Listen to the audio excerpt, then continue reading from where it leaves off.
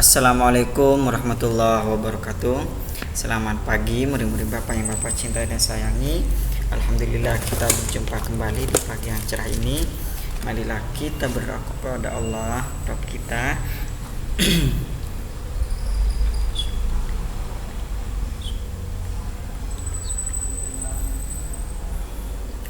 Mudah-mudahan Allah selalu memberikan keselamatan kepada kita. Mudah-mudahan Allah selalu memberikan semoga semakin sehat. Mudah-mudahan Allah juga selalu memberikan kelancaran dalam urusan kita, memudahkan urusan kita, menolong dan mempermudah urusan kita. Mudah-mudahan Allah juga memberikan kemurahan ilmunya kepada kita, kepintaran kepada kita, kecerdasan kepada otak kita, memberikan kemurahan rezekinya kepada kita yang banyak, yang halal, yang berkah, yang bermanfaat bagi kita dan orang lain. Amin amin ya rabbal alamin. Baik murid Bapak, untuk hari ini kita akan belajar 3 pembelajaran. Ada Kurdis, kemudian ada di situ ada MTK, kemudian ada PJOK. Ya di sini kita mulai dari Kurdis dulu ya. Di Kurdis ini kita sudah masuk di bab 7 ya, di halaman 67 ya. Nah di sini untuk pertama kalinya kita masukin bab. Sebelum Bapak memperkenalkan atau menjelaskan tentang arti, tentang kandungan dari ayat tersebut, sekarang kita coba membaca ya. Nah Bapak akan bacakan per ayat, kalian tiru ya, ulangi setelah Bapak ya. Oke, kita baca bareng-bareng ya. Bismillahirrahmanirrahim. Qul ya ayyuhal kafirun la a'budu ma ta'budun wa la antum a'biduna ma a'bud wala ana abidum ma abattum wala antum abiduna ma a'bud lakum dinukum waliyadin. Shadaqallahul azim. Oke, alhamdulillah. Sekarang kita baca surat ini sampai fasih ya. Nah nanti kita kalau sudah fasih kita baru praktek baca. Setelah praktek baca, nah sebelum praktek baca kita nulis dulu mungkin ya. Pertemuan berikutnya kita akan nulis surat Al-Kafirun ya. Setelah itu baru kita akan praktek baca. Setelah praktek baca kita praktek menghafal gitu ya. Nah pelan-pelan kita belajarnya. Baru setelah itu Bapak akan jelaskan kan kandungannya. Oke, jangan lupa dipelajari, dibaca ya sampai fasih bacaannya. Ya, insyaallah bacaan Bapak yang tadi itu fasih ya. Nah, sekarang kita masuk di pembelajaran berikutnya. Kita masuk di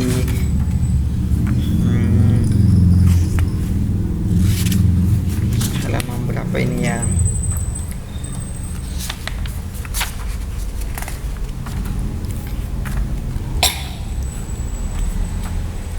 Oke, silakan buka kalian halaman 7 ya.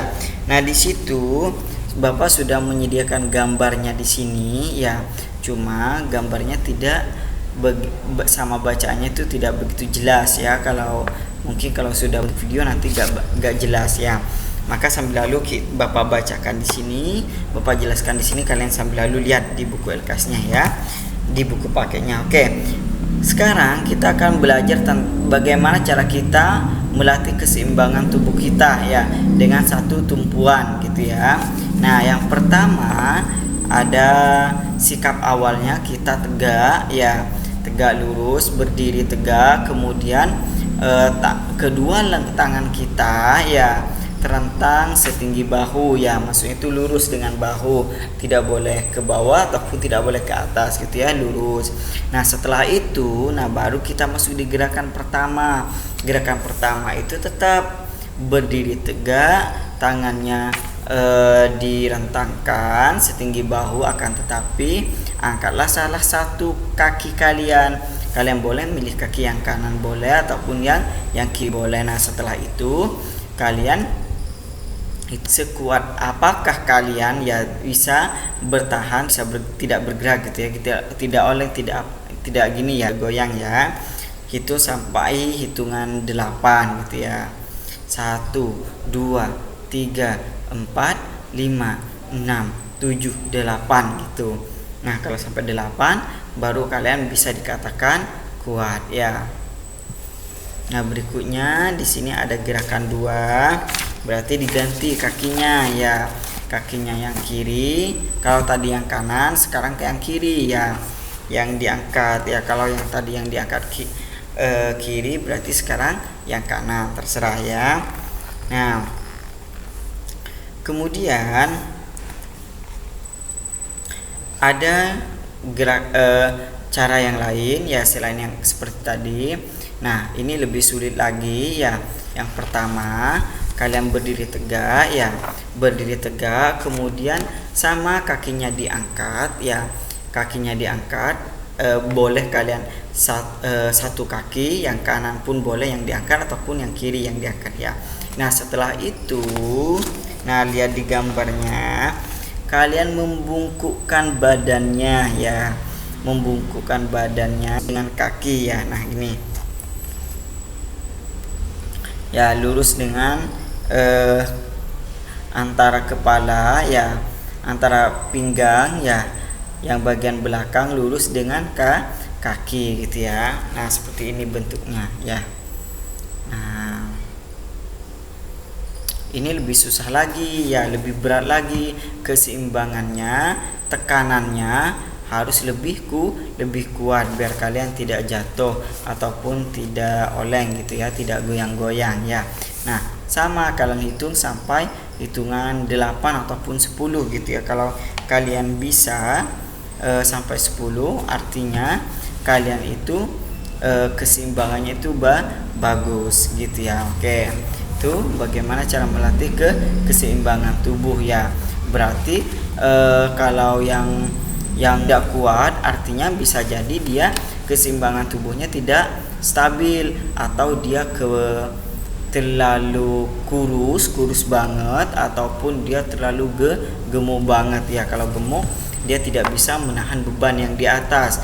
Kalau kurus berarti sama aja ya, dia tidak bisa menahan bebannya ya. Kalau seimbang badan kita, maka kita akan tidak mudah jatuh. Oke, itu materi PJOK-nya. Sekarang kita masuk di MTK. Nah, Bapak akan sebelum kita masuk kita hubungkan antara pecahan dan lebih dari atau kurang dari ini ya. Sekarang kita masuk di lebih dari dan kurang dari ya. Nah, di sini Bapak akan menyediakan simbolnya. Simbolnya Bapak cari dulu. Nah, ini simbolnya kalian harus tulis ya. Kalau ini, salah.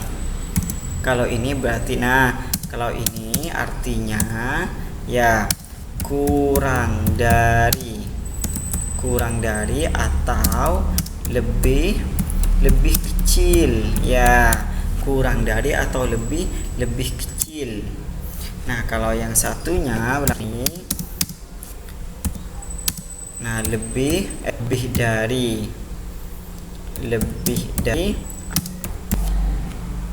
lebih besar. Nah, kalian diingat dulu lambangnya. Kalau menghadap ke belakang berarti itu lebih kecil, kalau menghadap ke depan ya berarti itu lebih besar. Kalian ingat rumus ini. Nah, kemudian kita akan gabung dengan pecahan. Contohnya 1,2 lebih besar apa lebih kecil gitu ya nanti ya. Contoh seperti ini dah, satu dah. Contoh Bapak akan kasih contoh 1/2 titik-titik gitu ya. Titik-titik 1/2 3. Nah, 1/2 titik-titik 1/3. Artinya kamu punya apa nih? Apel 1 dibagi dengan 2 orang. Kemudian kamu punya apel 1 yang sama besar dibagi dengan 3 orang. Maka masing-masing orang itu pasti lebih besar mendapatkan bagian apelnya itu yang dibagi 2, gitu ya. Kalau dibagi 3 berarti lebih kecil dapatnya ya. Contohnya di sini ada bapak, ada ibu ada saya, ada bapak saya, ada ibu saya. Satu